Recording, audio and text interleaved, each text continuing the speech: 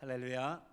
12월을 축복하시는 우리 하나님 앞에 감사드리고 또 이 자리에 우리 하나님이 함께 하시고 우리 모두를 축복하시는 줄 믿습니다.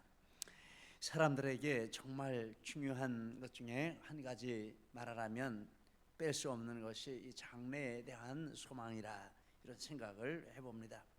사람들은 장래에 대한 소망으로 살아갑니다. 장래에 대한 소망이 있으면 현재의 고난과 고통이 크다고 해도 잘 감당할 수 있을 것입니다. 장래의 소망을 이루기 위해서 또 현재의 최선의 노력을 하고 절제도 하고 이렇게 하는 것이 우리의 모습이 되겠습니다. 장래에 대한 이 문제는 성도인 우리에게도 세상 사람들 못지않게 중요한 관심사라고 하겠습니다. 그러면서 이런 생각을 해보게 되었습니다. 장래에 대한 문제가 우리 하나님의 백성들에게도 절대적으로 중요한 것은 맞다. 그러면 장래에 대한 자세는 어떻게 가져야 하는가, 어때야 하는가? 우리도 세상 사람들과 같은 그런 자세를 가지면 될까? 아니면 크리스천이 가져야 할 또 다른 어떤 것이 있을까? 다른 자세를 가져야 한다면 그 내용은 무엇일까? 이런 질문들을 해보게 됩니다. 그런데 본문이 바로 그런 문제에 대해서 오늘 이렇게 말씀을 하고 있습니다. 13절의 말씀에 보면 들으라 라고 말합니다. 지금 중요한 말을 하고자 하니 집중해서 들으라 라는 것입니다. 사람들이 중요하게 생각하는 것이고 또 성경에서도 이런 문제가 중요한 주제가 된다 이렇게 보겠습니다. 이 단어는 신약 성경에 2번만 쓰였습니다. 어마어마한 많은 이런 단어들이 나오는데 그 중에 딱 2번만 이 단어가 쓰였는데 바로 우리가 읽은 이 13절과 또 5장 1절 여기에 이렇게 2번만 쓰였습니다. 5장 1절에 들으라 하는 것은 물질 문제에 대한 교훈의 첫째 단어이고 본문에 들으라 하는 것은 장래 문제에 대한 교훈의 첫 단어가 되겠습니다. 그래서 이렇게 들으라 하는 이 말씀은 또 이제 성경의 원칙을 분명하게 말해 줄 테니 분명하게 듣고 마음에 새기라 이런 뜻으로도 보겠습니다. 우리 하나님의 백성들은 삶의 모든 부분에 대해서 성경적인 원칙을 분명히 해야 하고 중요한 부분에 대해서는 더욱 그러해야 한다라고 생각이 됩니다. 그래야 삶 전체에서 성경적인 삶을 살아낼 수가 있겠습니다. 들으라. 그리고 그 다음에 말이 너희 중에 말하기를 라고 했습니다. 너희는 본 서신을 받는 초대교회 성도들이고 너희 중에 라고 했으니까 그 중에 일부 성도들에게 지금 주로 대상으로 말씀을 합니다. 그런데 먼저 그들이 하는 말을 인용을 합니다. 13절에 보시면 오늘이나 내일이나 우리가 어떤 도시에 가서 거기서 1년을 머물며 장사하여 이익을 보리라. 즉 장래에 대한 계획을 이렇게 세우고 서로 대화하는 그런 내용이 되겠습니다. 근데 우리가 이렇게 읽으면 이게 뭐가 문제일까? 이렇게 생각을 하게 됩니다. 아무 문제가 없는데 지금 그런데 본문의 문맥으로 보면 성도들이 이렇게 말하면 안 된다 이런 의미가 담겨 있습니다. 세상 사람들에게는 맞을지 모르지만 성도들에게는 이 말이 맞지 않다라는 뜻으로 지금 이 말씀을 인용을 한 것입니다. 왜 안 맞을까? 뭐 때문에 그럴까? 14절에서 그 이유를 이렇게 말씀을 하고 있습니다. 13절에 말을 하는 성도들이 알아야 할 것이 있는데 14절입니다. 14절은 내일 일을 너희가 알지 못한다. 내일 이렇게 할까 저렇게 할까라고 이렇게 이야기를 하는데 알아야 할 것이 있는데 내일 일은 모른다라는 것입니다. 세상을 보면 참 이 말이 진리인 것 같습니다. 아침에 웃으며 나가는 것이 마지막 인사가 되는 일도 적지 않고 저녁에 건강하게 누운 사람이 다음날 아침에 못 일어나는 일도 있습니다. 사실은 그런 일이 있건 없건 간에 내일 일에 대해서 내일은 100% 이렇다, 절대적으로 이렇다 이렇게 말할 사람이 누가 있겠습니까? 아무도 없습니다. 그렇죠? 내일 일을 아는 사람은 어디 있겠습니까? 아무리 과학이 발달하고 예측을 한다고 해도 그건 예측이지, 그리고 통계에 나와서 그런 가능성이 있다는 것이지 100%라는 것은 과학에도 없습니다. 내일 일은 너무 멀고 한순간의 앞일도 모르는 것이 우리 사람의 삶입니다. 금방 교통사고가 나기도 하고 금방 천재지변이 나기도 하고 모릅니다. 과학이 발달하고 다른 모든 것이 발달한다고 해도 내일 일을 우리가 알지 못한다라는 것은 변함없는 진리가 될 것입니다. 두 번째, 사람의 생명은 잠깐 보이다가 없어지는 안개라, 이거 알아라 라고 말합니다. 14절에 너희 생명이 무엇이냐, 너희는 잠깐 보이다가 없어지는 안개니라. 인생이 짧다라는 말씀입니다. 모세는 70이고 강건하면 80이라도 순식간이고 정말 날아간다 이렇게 했습니다. 중국 당나라 시인 이백은 조여, 청사, 모성, 설 이런 식구를 만들었습니다. 아침에 검은 머리가 저녁에는 백발이 된다, 이렇게 인생을 아침과 저녁이 지나가는 것처럼 빠르게 지나간다라고 표현을 했습니다. 인생이 빠르게 지나간다는 데는 동서고금을 막론하고 이견이 없겠다라고 생각이 됩니다. 이것을 알라. 내일 일을 너희가 알지 못한다. 그리고 인생이 빠르게 지나간다. 이 두 가지를 알라라고 말씀을 합니다. 그리고 이 두 가지를 아는 사람으로서 해야 할 말이 있는데 15절입니다. 너희가 도리어 말하기를 주의 뜻이면 우리가 살기도 하고 이것이나 저것을 하리라 할 것이거늘. 너희는 이 13절에 말을 하는 성도들이고 우리 모두도 포함이 된다라고 하겠습니다. 도리어 말하기를 말은 13절에 말을 하면 안 되고 15절에 말을 해야 한다라는 뜻입니다. 우리 한번 두 구절 같이 한번 읽겠습니다. 13절을 먼저 읽겠습니다. 오늘이나 내일이나 우리가 어떤 도시에 가서 거기서 1년을 머물며 장사하여 이익을 보리라. 15절 주의 뜻이면 우리가 살기도 하고 이것이나 저것을 하리라. 13절 이 말하면 안 되고 15절 이 말을 해야 한다. 그래서 두 구절을 이렇게 놓고 가만히 이렇게 읽어보았습니다. 읽어보면서 무슨 차이가 있겠나 이렇게 읽어보니까 크게 두 가지 차이를 발견하게 되었습니다. 첫째, 주어가 대조가 됩니다. 13절의 주어는 우리, 나, 우리 이것입니다.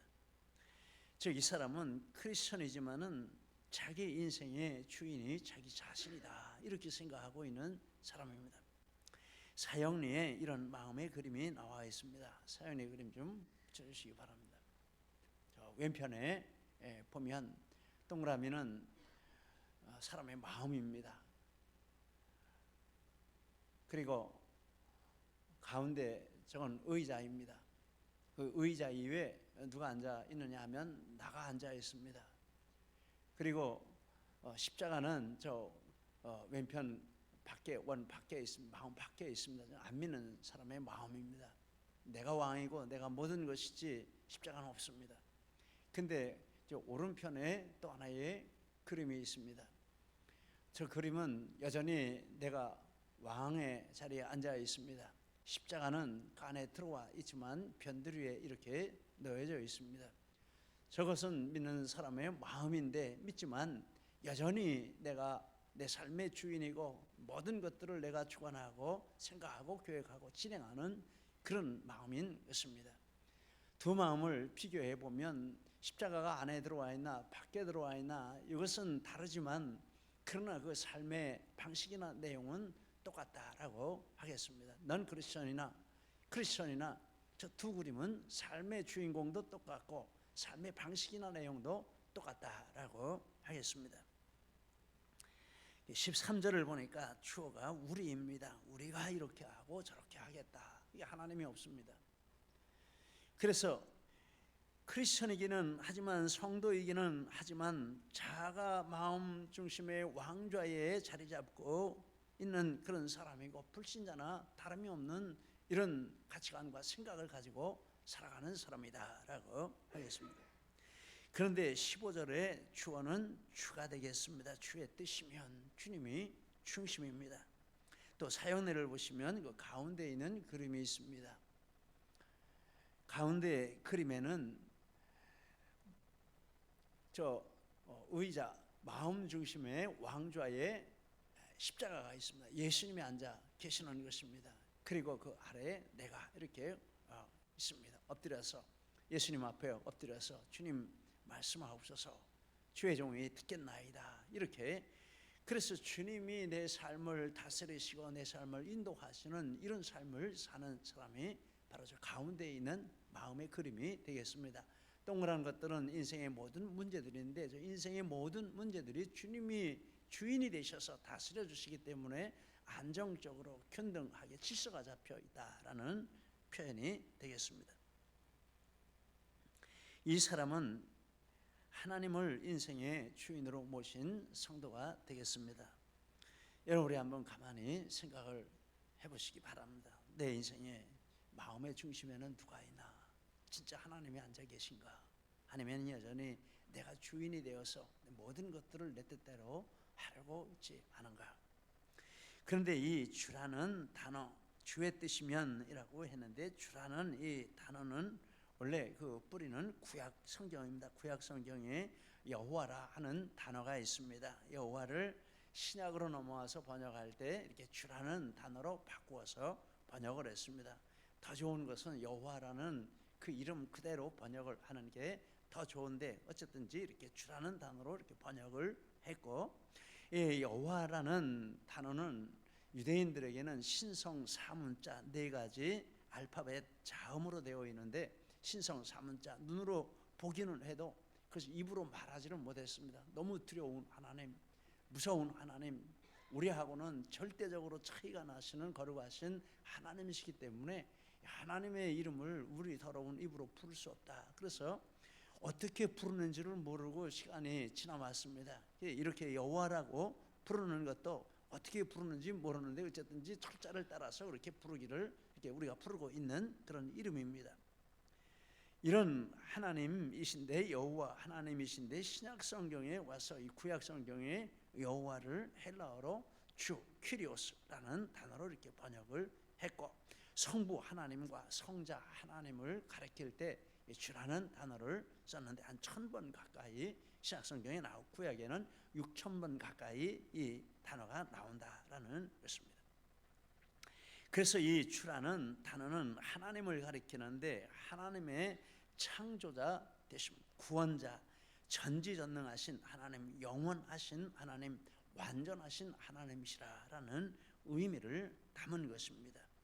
이 주님을 이렇게 한다면 우리가 어떻게 내가 내 마음의 왕좌에 앉아서 내가 주장한다 이렇게 할 수 있겠느냐라는 것입니다. 주님이 내 마음에 계시고 주님의 뜻이면 이렇게 간다라는 것입니다. 삶의 주인이 하나님이 되시는 것입니다.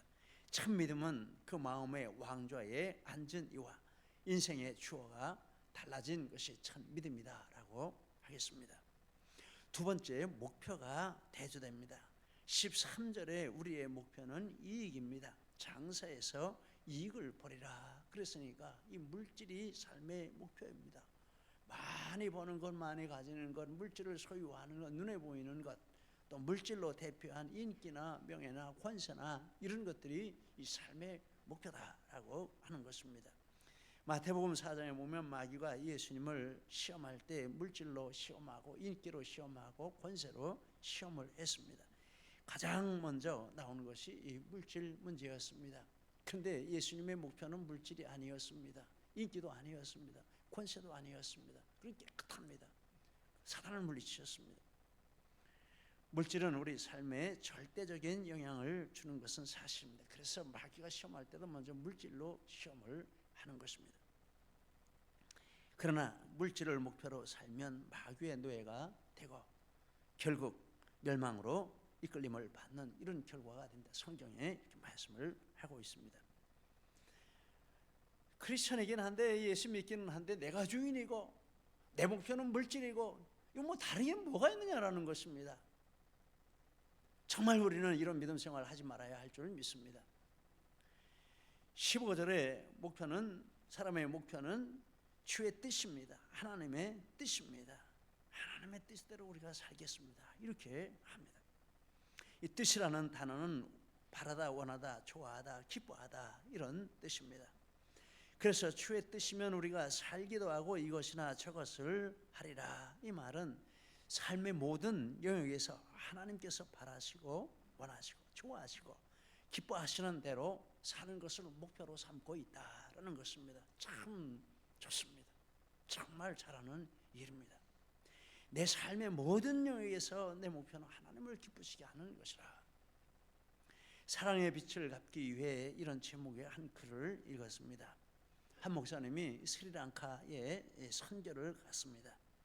그런데 현지 교회 목사님과 며칠간 교제를 하며 이렇게 지내게 되었는데, 가만히 보니까 그 목사님의 삶에 하나님 앞에서 은혜가 넘치고 있는 것을 보게 되었습니다. 와, 정말 영적으로 살아있구나, 대단하다, 참 하나님의 은혜가 넘친다, 이렇게 감동을 받았습니다.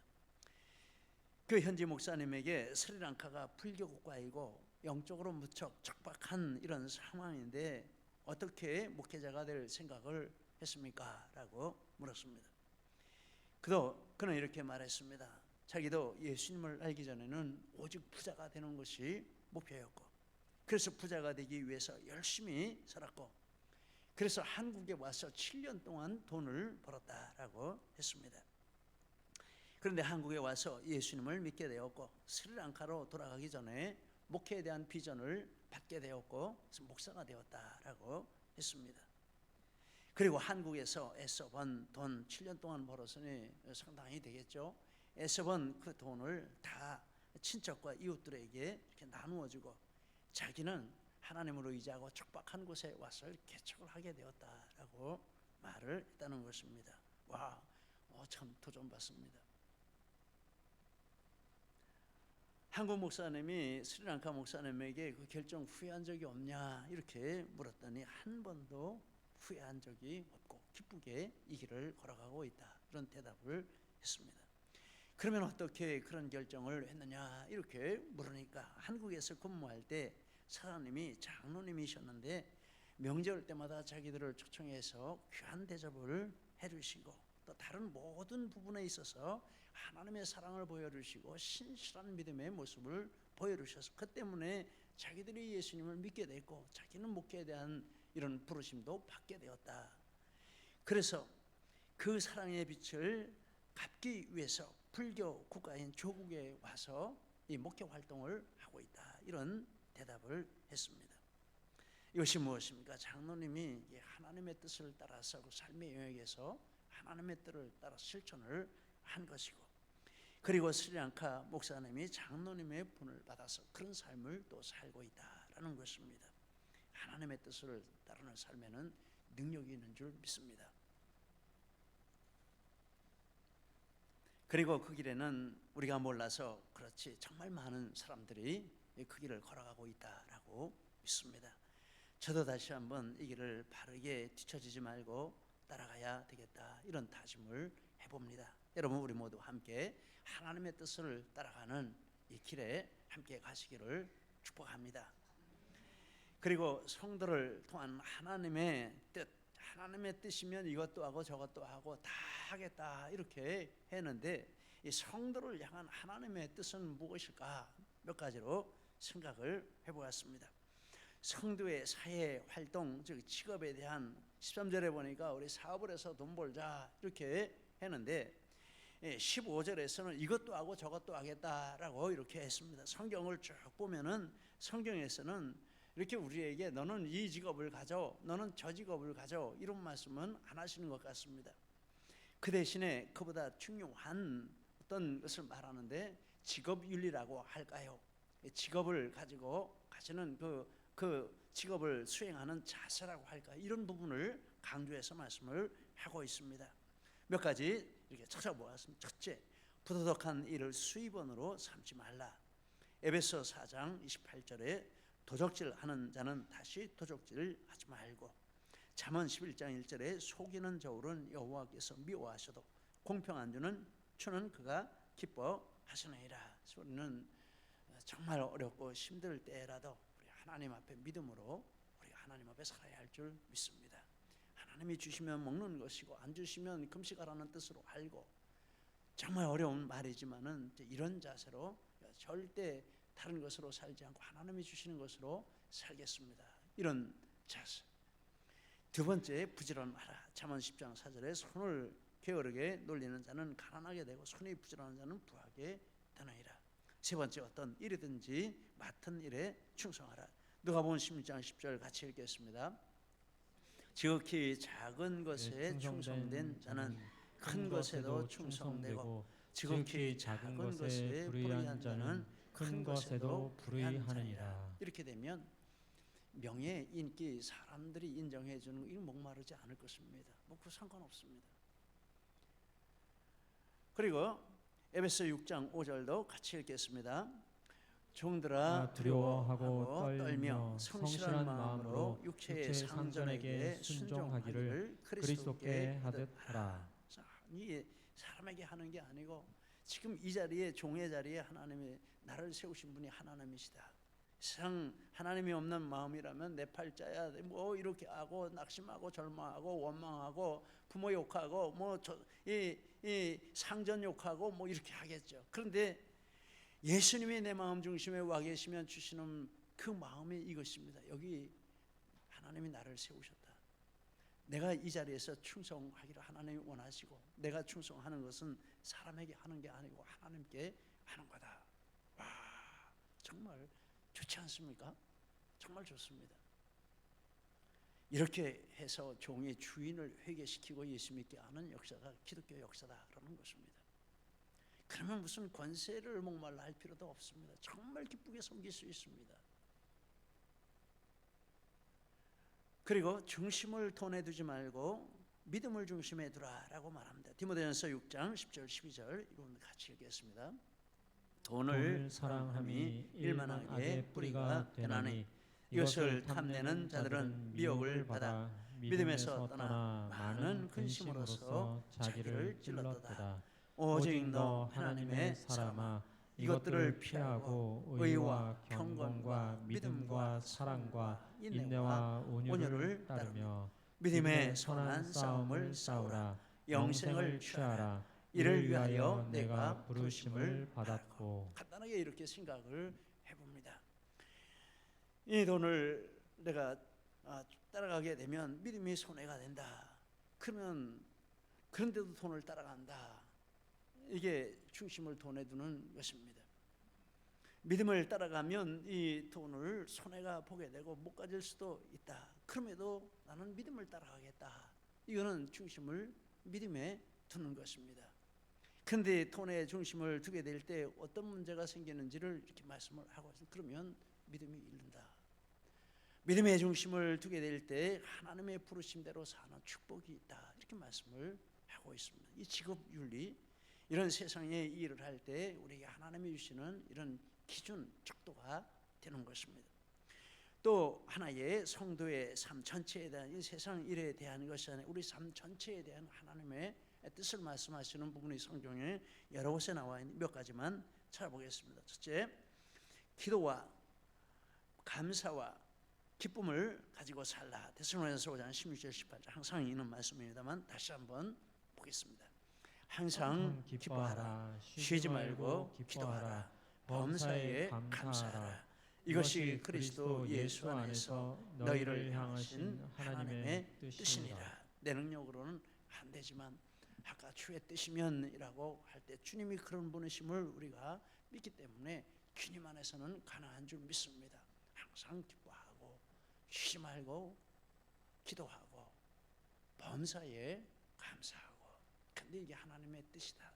이것이 되면 작은 문제들에 대한 구체적인 문제들에는 하나님의 뜻도 우리가 인도를 받게 될 줄 믿습니다. 거룩한 삶을 살라라고 말합니다. 데살로니가서 4장 3절 같이 읽겠습니다. 하나님의 뜻은 이것이니 너희의 거룩함이라. 곧 음란을 버리고 베드로전서 4장 2절 3절 같은 내용인데 한 번 더 보시겠습니다. 그러는 다시 사람의 정욕을 따르지 않고 하나님의 뜻을 따라 육체의 남은 때를 살게 하려 함이라.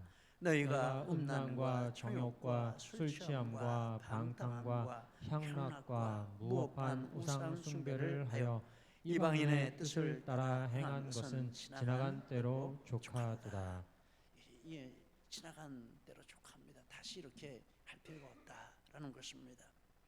여러분, 우리 언행 심사관에 거룩하지 못한 것은 모양이라도 버리라 이렇게 말씀을 했습니다. 우리 삶의 모든 부분에서 우리가 이런 것들을 깨끗하게 예수님 보혈로 씻어내고 거리를 둬야 할 줄 믿습니다.